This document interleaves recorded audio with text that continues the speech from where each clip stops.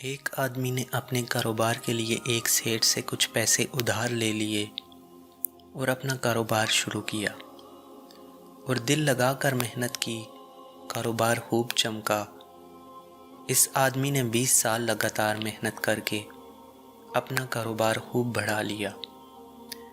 20 سال بعد وہ سیٹھ اس کے پاس آیا اور اس سے اپنی رقم واپس مانگنے لگا۔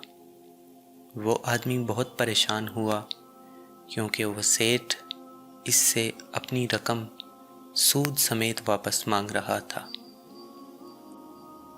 اور وہ آدمی کافی دن خاصا پریشان رہا۔ آخرکار سیٹھ نے اپنی اوقات دکھا دی اور اس آدمی سے اس کی اکلوتی بیٹی کا ہاتھ مانگ لیا۔ وہ آدمی مزید پریشان ہو گیا۔ اس کو کچھ سمجھ نہیں آ رہا تھا کہ کیا کرے۔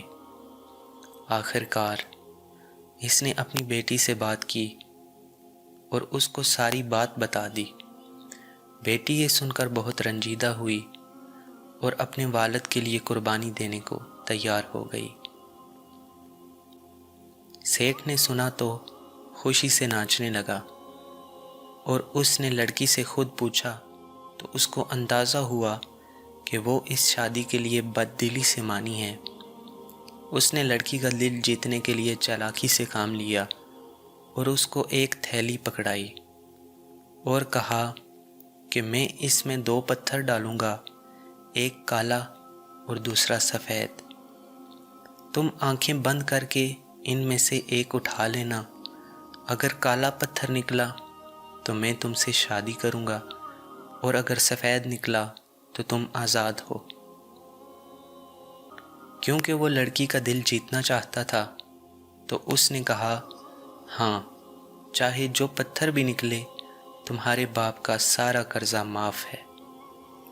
وہ نیچے جھکا اور 2 پتھر اٹھائے اور لڑکی کو کہا کہ وہ آنکھیں بند کر لے۔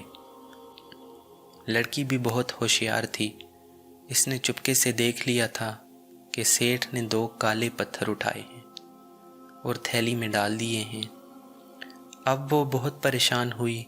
اس کے پاس 2 راستے تھے، کیونکہ پتھر تو ہر حال میں کالا ہی نکلنا تھا، سو اس سے شادی تو ہر صورت کرنی پڑنی تھی، اور اگر وہ پتھر نکالنے سے انکار کرتی تو اس کے باپ کا دیوالیہ نکل جانا تھا۔ سیٹھ بہت خوش ہوا، مگر اس کو اندازہ نہیں تھا کہ وہ لڑکی کتنی ہوشیار تھی۔ لڑکی نے تھیلی میں ہاتھ ڈالا اور ایک پتھر نکالتے ہی نیچے گرا دیا اور کہا، اوہو، مجھ سے غلطی سے نیچے گر گیا۔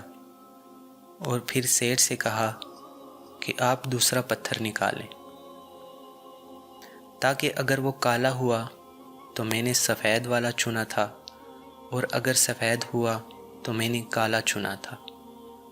سیٹھ ہکا بکا رہ گیا کیونکہ لڑکی نے بازی پلٹ دی تھی، اور وہ جانتا تھا کہ اب اس سے کسی صورت بھی شادی ممکن نہیں تھی، اور اس کے باپ کا قرضہ بھی اس کو معاف کرنا پڑ گیا۔